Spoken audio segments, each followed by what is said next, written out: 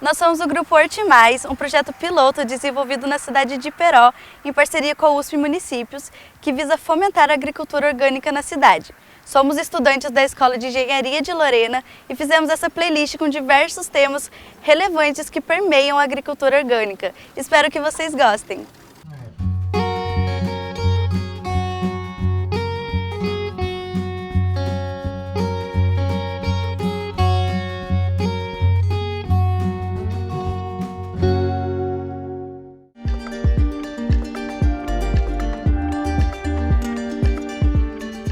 Olá, neste tópico você irá aprender sobre a importância da preservação do solo e corpos d'água. Conhecendo técnicas de preservação, meios para um aumento da eficiência de recursos naturais, técnicas de plantio, rotação de cultura, permacultura e compostagem. Para tanto, vamos ter a presença de Maria Rodrigues para nos auxiliar. Bom, Maria, nós sabemos que a produção de alimentos orgânicos não permite a utilização de nenhum fertilizante sintético ou qualquer aditivo químico. Então, dessa forma, como vocês realizam essa substituição? Tem algo que vocês utilizam, algum fertilizante natural ou algo assim? Sim, toda planta, para sair um bom alimento para a gente, ela precisa sair nutritiva. Para ela ser nutritiva, ela tem que vir de um solo bem nutrido. Nós estamos num trecho de solo aqui, que é um trecho de solo um pouco fraco, né, que na linguagem mais popular. Então a gente precisa adicionar compostos orgânicos que contêm os macro e micronutrientes, chamado, né? Não só NPK, né, mas os outros micronutrientes também. E isso a gente adquire fazendo um preparado de composto. Esse composto pode ser feito com esterco bovino, com matéria orgânica e, dependendo da análise de solo, a gente pode adicionar fosfato de rocha natural, o calcário, e vai adicionando esses minerais para que depois esse composto, na linguagem da substituição, ele sai com todos esses minerais necessários para a nutrição da planta. Então, tem vertentes que chamam isso de bocache, outras vertentes chamam isso de composto. Nós usamos muito o nome composto. Aí essa mistura, dependendo da necessidade da planta, a gente pode jogar 300 gramas por metro quadrado, ou se for uma planta que tem muito mais necessidade, você põe um pouco mais ou menos necessidade. Por exemplo, um alface ele tem mais necessidade de nitrogênio, principalmente num primeiro momento, do que a cenoura. A cenoura vai dar raiz, então ela tem necessidade mais de outros minerais. Num canteiro que você semeia ou vai plantar a cenoura, você pode também pôr o alface para ele puxar o nitrogênio que não é mais necessário para a cenoura, senão ela dá folha, a gente quer que ela dá raiz, né? Então isso é muito interessante, não só pensar nessa questão da substituição, mas de você usar outros mecanismos que também ajudam a dar fertilidade. Uma planta companheira da outra, ela ajuda também a outra planta a ser mais fértil, a ser mais nutrida. Então você faz esses, vamos dizer, esses casamentos, né, esses bem bolados, também de consórcio. Como você vê aqui, né, tem um consórcio aqui, ó, nessa estação que a gente já está entrando na primavera, que o sol é muito quente, é muito importante para a alface americana que ela tenha um pouquinho de sombra a mais, e o repolho vai garantir isso. Então, porque ela é bastante sensível. Aqui nós temos um plantio de campo, vamos dizer, desprotegido, né? Então, essas questões, assim, ó, a planta não pode sofrer estresse. Ela não sofrendo estresse, um pouco de nutrição já é suficiente. Uma planta, quando ela está estressada, você precisa pôr muito mais nutrientes, né? Entendi. É um equilíbrio completo. Legal. E quanto ao controle de pragas, o que as pessoas podem fazer para equilibrar isso de certa forma sem a necessidade de algum veneno, algum aditivo químico? Esse é um manejo também que ele tem vários processos. Então, para essa questão prevenir doenças e pragas, o nome praga é muito utilizado na agricultura convencional. Aqui na agricultura agroecológica, a gente usa então a alta população de insetos indesejáveis, né? Tem vários mecanismos que a gente começa desde o preparo do solo. Primeiro, você tem que ter uma rotação de cultura. Qual que é a cultura anterior e qual que é a que eu vou colocar na frente, que essa não adquire as doenças da anterior, não deixar restos culturais na lavoura, para que não expanda doenças, e depois ainda fazer do consórcio a rotação. Aqui está um canteiro de beterraba, que antes aqui era um canteiro de brócolis. A beterraba após a brócolis vai bem. E depois vai ter que vir a outra cultura que não é mais a beterraba nem a brócolis, fazendo então essa rotação de cultura. Mas ela está em meio a duas outras culturas diferentes. Então aqui também a gente fala que tem um consórcio nessa área. Mesmo que tenha só um canteiro dela, né, já na frente pedacinhos, né, que a gente chama, meio que mosaico, isso ajuda a facilitar a prevenção de insetos indesejáveis na área e a prevenção também de doenças que podem vir por fungos, viroses e bactérias. Então, assim, você trabalha um equilíbrio. Ele é um manejo integrado, né, de insetos indesejáveis, que na agricultura convencional fala manejo integrado de praga. Então, tem vários processos que você vai desde o início. É como um berço de bebê, né? Você já trabalha desde a gravidez, fazendo uma prevenção das possíveis doenças que são oportunistas, né, que vêm por conta do mau manejo. A maioria disso que eles chamam praga é mau manejo. Que legal. Então vemos que a rotação de cultura é essencial para a vida de tudo isso aqui. E agora, em relação aos corpos hídricos, como ocorre a preservação deles na propriedade? Veja bem, aqui a gente tem um assentamento que é 31 famílias, que era uma área inteira. A gente tem parte, então, do desaguar desses corpos hídricos na área. Não tem nenhuma nascente, infelizmente, era bom que tivesse. Mas, mesmo assim, isso não foge à nossa responsabilidade, que quando delimitados lotes de assentamentos, tem as áreas que são de preservação, que isso contribui. Mas nos lotes, nos sítios, a gente trabalha muito com esse sistema aqui, ó, de canteiros e sulcos. Esses sulcos faz toda a absorção da água pluviométrica, ou seja, da água da chuva aqui. Ele não desce escorrendo e virando sulcos, ravinas ou enxurradas, né, para a parte mais baixa. Nós estamos na parte mais baixa do morro. Então ali na beira do sítio, de fora a fora, tem um sulco muito profundo, que é capaz de captar toda a água do morro ali naquele sulco. Ela tem a absorção e um pouquinho de desnível, que se for uma chuva muito forte, ela desce, né? Mas assim, até 200 milímetros em 12 horas ele aguenta, porque mesmo nesse período de escassez hídrica, de escassez de chuva, ela conservou aqui. Então, ela não descendo para baixo, ela está ajudando a fazer a conservação da parte que nos toca dos corpos hídricos na nossa área. Além disso, a inserção de sistemas agroflorestais, que é para tudo, né? Vamos dizer assim, ele é o preventivo, né, da possibilidade para não precisar usar remédio na natureza. Aqui tem esse canteiro que é a beterraba, lá antes tem o repolho com alface. Aqui é uma cenoura que ela já está saindo, mas aqui ela teve um consórcio com alface, olha. E as alfaces que ficou é para a produção da semente, para a próxima temporada nossa, do ano que vem.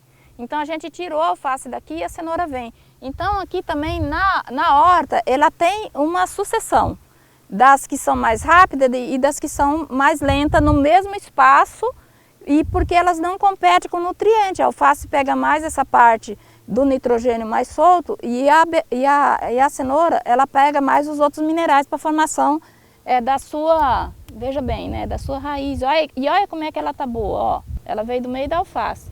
E ela ainda não está no tempo suficiente, né? Está com 60 dias. Então, até os 90 dias, que é o período bom dela, ela vai estar num tamanho bom. Essa aqui é uma outra variedade de alface que vai para semente também, alface mimosa. E essa aqui é a ervilhaca, né, que está no meio, que é uma das formas principais de adubação no outono e inverno. Ela tem muito nitrogênio, né? Então ela ajuda, além de dar um conforto ao ambiente, é melífera, a gente está vendo aí a interação com a fauna, as abelhas, né, os polinizadores. Isso é o que a gente vê, mas assim, é muito mais, riquíssima. Com relação a adubo, quais meios vocês utilizam aqui no sítio Mãe Terra? O que você pode passar para a gente com relação a isso? Então, aqui nós utilizamos muito essa questão da adubação verde, né? Que são plantas com capacidade muito grande de fertilizar teu solo, trazer o nitrogênio da atmosfera e fixar no solo, né? Produção de biomassa. Algumas dessas leguminosas, algumas espécies dela, ela também disponibiliza o fósforo que está no nosso solo, porque o fósforo é um elemento que ele não é móvel, então é preciso de uma ajudazinha para ele se locomover, para que as plantas possam se alimentar. Então algumas dessas espécies, ela também vai fazer esse serviço de disponibilizar o fósforo para a planta. Então a gente usa muito. Aqui a gente está vendo, podemos vir para cá, quer ver? Eu vou mostrar uma delas, que é uma adubação de inverno, que é a ervilhaca. Essa dessa florzinha roxa, ó, chama-se ervilhaca, é uma das adubações verdes de inverno. Aí nós temos ainda o nabo forrageiro, que ali já tá, parte dele já está seco, que também é de inverno. E aí a gente está entrando numa estação agora que a gente vai usar muito o feijão guandu, né? O feijão de porco, a crotalária, o girassol. E quando eu falei das espécies que libera o fósforo, né, que ajuda a liberar o fósforo para as plantas, a crotalária é uma delas, né? Que ela ajuda a disponibilizar o fósforo para que as plantas possam se alimentar dele. Então, isso aqui, ó, é uma couve-flor roxa, né? É muito linda e muito nutritiva. Ela naquela fase ali, ela já está indo para a floração dela, né? A ideia da gente é que ela produza flor e semente para que a gente possa tirar a nossa própria semente dela. Então a ideia é essa. É muito linda essa planta e muito nutritiva. Maria, sabemos que é de vontade de muitos agricultores começar com agricultura livre de agrotóxicos, né? Entretanto, muitos deles não sabem como começar. Por isso, quais dicas você daria para esses agricultores? Quais técnicas de plantio são recomendadas? Eu acho assim que, em primeiro lugar, para fazer a agricultura sem veneno, a gente vai precisar buscar mesmo, conhecer outras experiências, mas em primeiro lugar a gente prepara um ambiente que a gente chama, né, de ilha ou de caixote. Na própria propriedade que está convencional, planta umas barreiras assim, pode ser de colonhão, como tem aqui, formando uma cerca em volta. E ali dentro daquele pedaço você inicia com plantas simples, por exemplo, alface, a couve, outra planta simples que você desejar. Eu só estou dando um exemplo.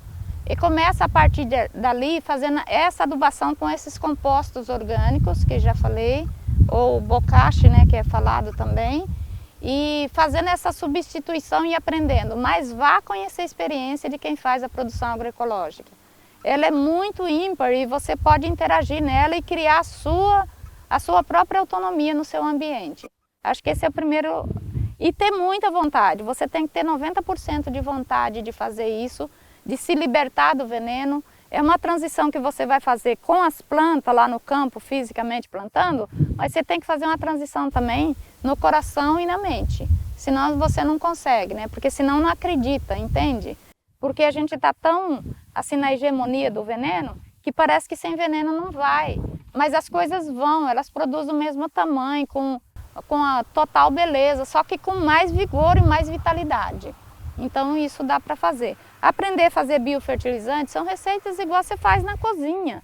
Então é bem simples, né, de fazer isso. Ter várias plantas também que nos fornecem o nitrogênio, tipo a ervilhaca, a gliricídia, que tem essa barreira aqui, ó, pode fazer biofertilizante só dessa gliricídia, que tem um alto teor de nitrogênio.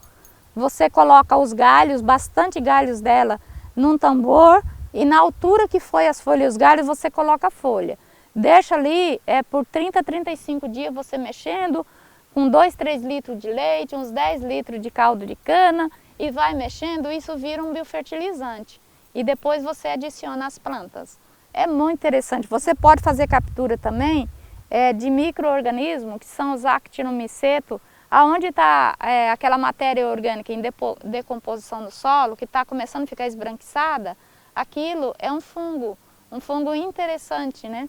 Ele é restaurador, porque a matéria orgânica que colonizou o actinomiceto, ela está fazendo uma decomposição e não uma putrefação. Então, aquele agente, ele vai para o nosso biofertilizante ajudar a fazer a decomposição, trazendo vidas, muitas colônias de vidas. Então, isso é um biofertilizante muito interessante que a gente pode usar na propriedade. A gente utiliza aqui. Que legal.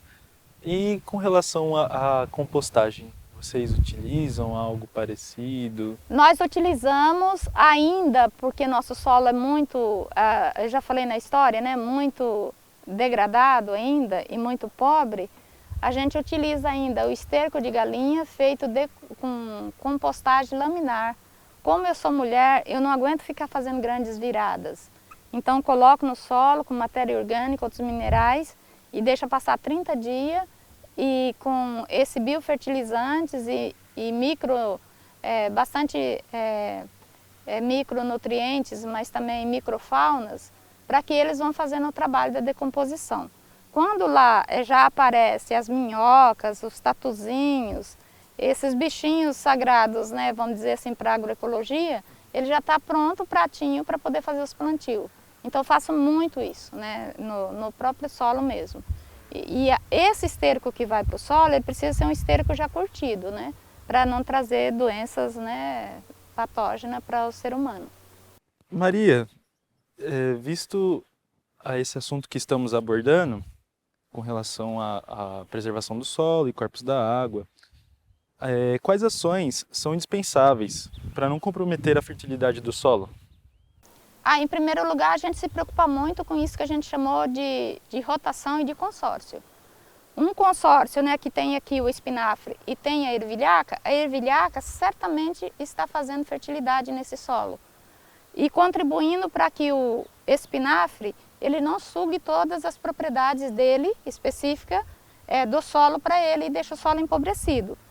Além do mais, né, a gente está misturado com outras flores, essa junção de interação com a fauna também faz com que a ervilhaca e ali, aquele capítulo ali, ele esteja mais à vontade, ou seja, está cumprindo a sua função e vire semente. Ao virar semente, ele também está contribuindo com a sua função, com esse pequeno ambiente.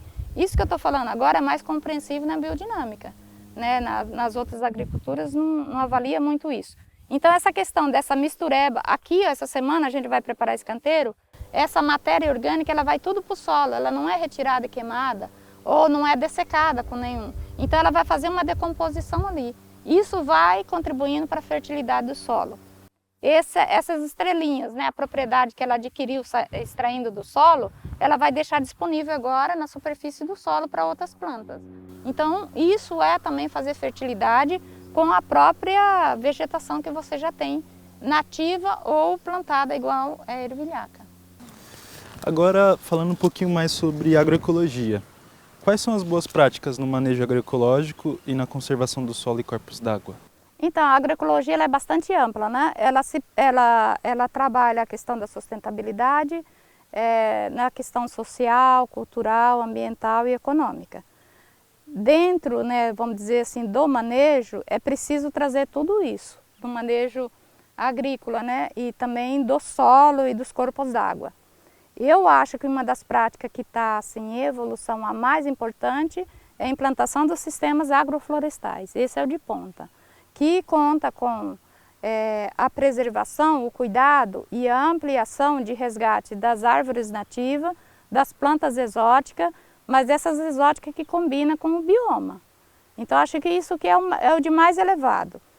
O resto das outras questões na agroecologia, essa questão da diversidade vegetal, de fauna, de flora, tá junto, e a abertura da consciência humana para essas práticas. Quem tem cabeça de convencional, ele tem dificuldade de ter abertura para essas práticas, de arriscar, né, de somar com isso, né, de se sentir um ser somado a esse ambiente, né? Então acho que isso é o mais importante. A partir da abertura da cabeça humana, da mente e do coração, o resto ele é capaz de fazer tudo. O ser humano é incrível. Agora, para encerrarmos esse vídeo, vamos abordar um pouco o assunto sobre permacultura. Aí eu queria saber, Maria, o que é permacultura, como funciona, qual vertente vocês utilizam aqui no local? Você poderia explicar um pouquinho mais pra gente?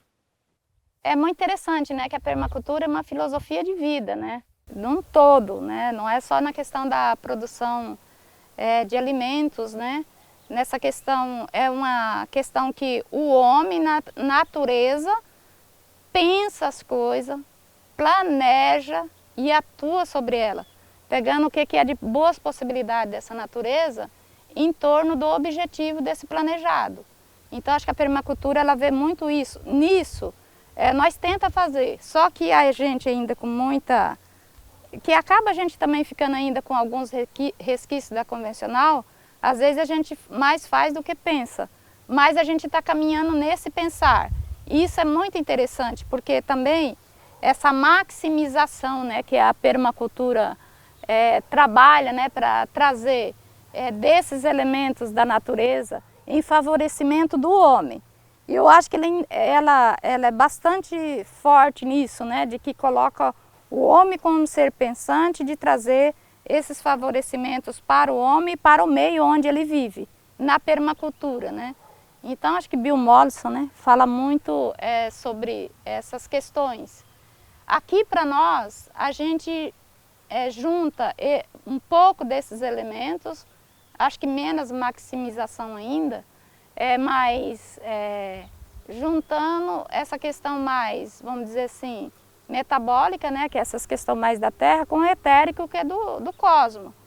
Quando a gente trabalha essas questões, junto com algumas boas práticas, né, da permacultura, que todas são boas, né, mas a gente soma um pouco isso, apesar de que isso parece ser um leque, vamos dizer assim, sem muito pegar.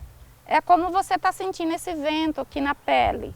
Você não vê ele, mas ele existe, é ciência, né? Quando você está no sol quente e vai por debaixo de uma árvore, você não vê aquele conforto térmico, mas é ciência, ele existe, né? Está ali. Hoje já começa a se medir um pouco, porque a ciência é bastante atrasada ainda nessas questões. Mas o que a gente traz da permacultura bastante, por exemplo, a permacultura faz a horta perto da casa, que é para você gastar pouca energia para ir até a horta, que é onde você vai todos os dias. Nós tem a horta perto da casa, né? Então todas essas coisas que gastam bastante serviço humano, ela está mais próxima à casa. A permacultura faz isso. E a permacultura trabalha muito para ter essa questão do conforto. Então, pensando no conforto, nós fizemos a casa embaixo das árvores também, né? E falta várias coisas para agregar mais, mas assim, a gente respeita muito essa vertente, ela é muito importante, né? Para somar também, a biodinâmica soma bastante coisas da permacultura junto, né? A poda, por exemplo, muito usada na permacultura, a gente utiliza muito, né? Porque os novos brotos vêm com novos hormônios, é muito bom para fazer os biofertilizantes e a gente joga nas outras plantas que estão com pouca capacidade de produção desses hormônios, né? Esses conhecimentos é muito interessante. Gente, muito obrigado por ter nos acompanhado até aqui. Esse foi o tópico de preservação do solo e corpos da água. Não esqueça de deixar o like no vídeo e também deixaremos aqui na descrição o link da cartilha, depois confira, ficou muito legal. E agora eu vou chamar o tópico de marketing, que será abordado no próximo vídeo.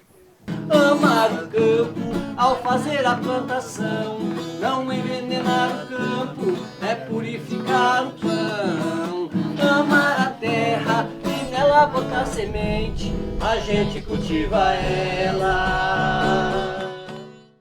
Muito obrigada por você ter acompanhado o nosso trabalho. Espero que tenham gostado e, sobretudo, aprendido sobre a importância da agricultura local. Gostaríamos de agradecer a todos os colaboradores que permitiram a realização do Hortimais. Por hoje é só. Tchau!